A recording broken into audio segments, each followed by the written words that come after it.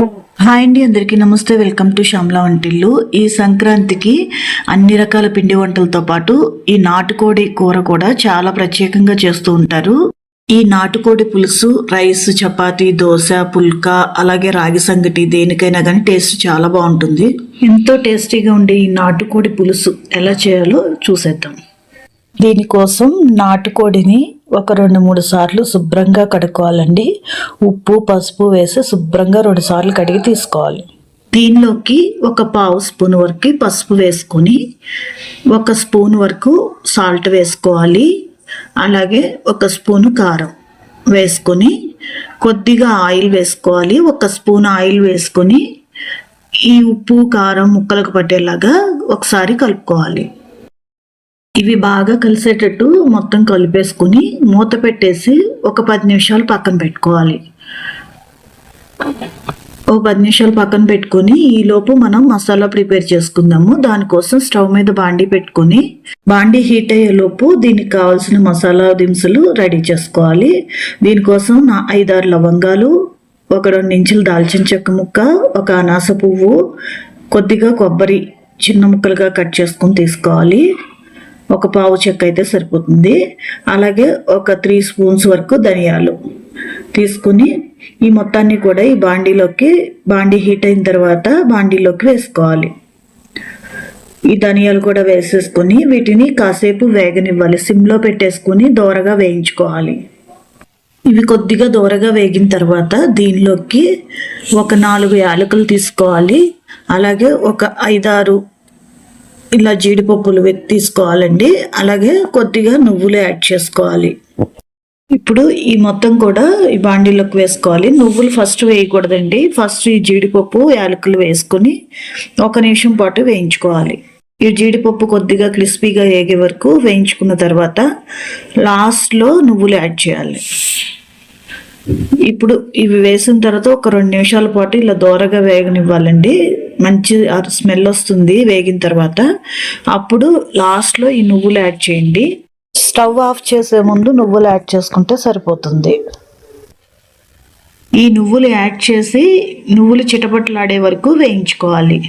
ఇలా నువ్వులు చిటపటలాడిన తర్వాత స్టవ్ ఆఫ్ చేసేసుకుని బాండీ తీసి పక్కన పెట్టేసుకోవాలి. ఇప్పుడు మనం చికెన్ ప్రిపేర్ చేయడం కోసం కుక్కర్ గిన్నె తీసుకోవాలండి. ఇక్కడ నాటుకోడి చేస్తున్నాం కాబట్టి కుక్కర్లో చేస్తున్నాను. దీనిలోకి ఒక 4 స్పూన్స్ వరకు ఆయిల్ యాడ్ చేసుకోవాలి. ఆయిల్ హీట్ అయిన తర్వాత దానిలోకి ఒక 4-5 పచ్చిమిర్చిని ఇలా చీలికలుగా కట్ చేసి వేసుకోండి. అలాగే ఒక పెద్ద సైజు 2 ఉల్లిపాయలని ఇలా సన్న ముక్కలుగా కట్ చేసి వేసుకున్నాను. మీడియం సైజ్ అయితే ఒక 3 ఉల్లిపాయల వరకు ఇలా సన్నగా ముక్కలు కట్ చేసి వేసుకొని ఫ్రెష్ కరివేపాకు కూడా కొద్దిగా వేసుకొని ఒకసారి కలిపేసుకుని ఉల్లిపాయలు మెత్తబడే వరకు వేయించుకోవాలి. ఈ ఉల్లిపాయల్ని కాస్త వేగనివ్వాలి. ఇలా ఉల్లిపాయలు కొద్దిగా మెత్తబడిన తర్వాత దానిలోకి ఒక 2 స్పూన్స్ వరకు ఫ్రెష్గా దంచుకున్న అల్లం వెల్లుల్లి పేస్ట్ వేసుకోవాలి. ఇది కొంచెం ఫ్రెష్గా దంచి వేసుకోండి. అప్పుడు ఫ్లేవరు, టేస్ట్ కూడా చాలా బాగుంటుంది. ఇలా అల్లం వెల్లుల్లి పేస్ట్ వేసేసుకొని మొత్తం కలిసేటట్టుగా కలుపుకొని పచ్చివాసన అంతా పోయే వరకు వేయించుకోవాలి. దీంట్లోకి ఇప్పుడు కొద్దిగా పసుపు కూడా యాడ్ చేసుకొని మరొకసారి కలిపేసుకొని పచ్చివాసన పోయే వరకు బాగా వేయించుకోవాలి. ఇలా కొద్దిగా వేగి పచ్చివాసన పోయిన తర్వాత ఇప్పుడు దీనిలోకి మనం ముందుగా ఉప్పు, కారం కలిపి పెట్టుకున్న నాటుకోడి ముక్కల్ని యాడ్ చేసుకోవాలి. ఈ మొత్తాన్ని కూడా వేసుకొని ఒకసారి బాగా కలుపుకోవాలి. ఈ ఉల్లిపాయలు అన్నీ కలిసేలాగా బాగా కలుపుకొని మూత పెట్టి కాసేపు మగ్గనివ్వాలి.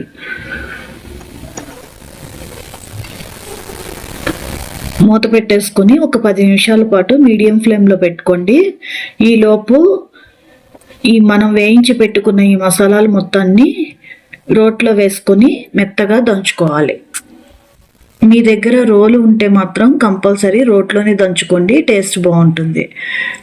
రోలు లేదు అనుకుంటే మిక్సీలో కోర్సుగా గ్రైండ్ చేసుకోండి, మరీ మెత్త పౌడర్ కాకుండా.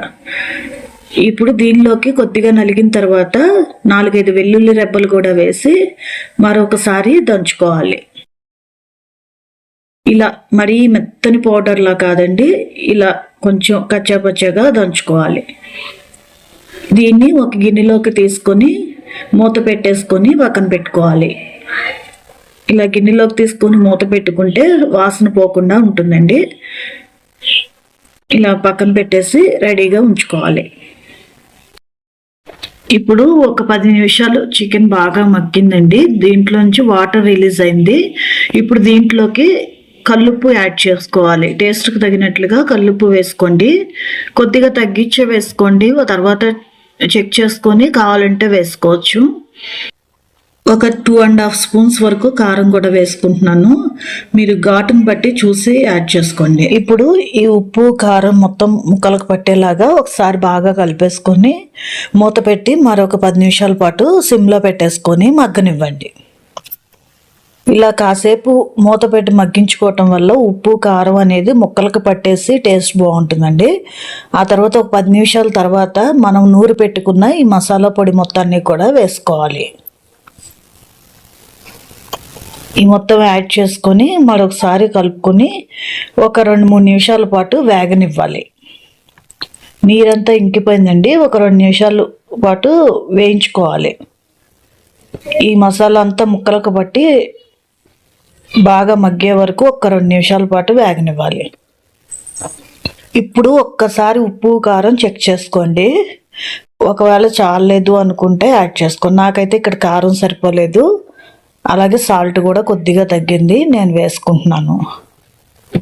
ఈ స్టేజ్లోనే ఒకసారి చెక్ చేసుకొని మీకు ఉప్పు కారం అడ్జస్ట్ చేసుకోండి. అలాగే దీనిలోకి కొద్దిగా కరివేపాకు, అలాగే తరిగి పెట్టుకున్న కొత్తిమీర కొద్దిగా యాడ్ చేసుకొని మొత్తం కలిసేటట్టు ఒకసారి కలిపేసుకోవాలి. కలిపేసుకొని మూత పెట్టి కాసేపు మగ్గనివ్వండి.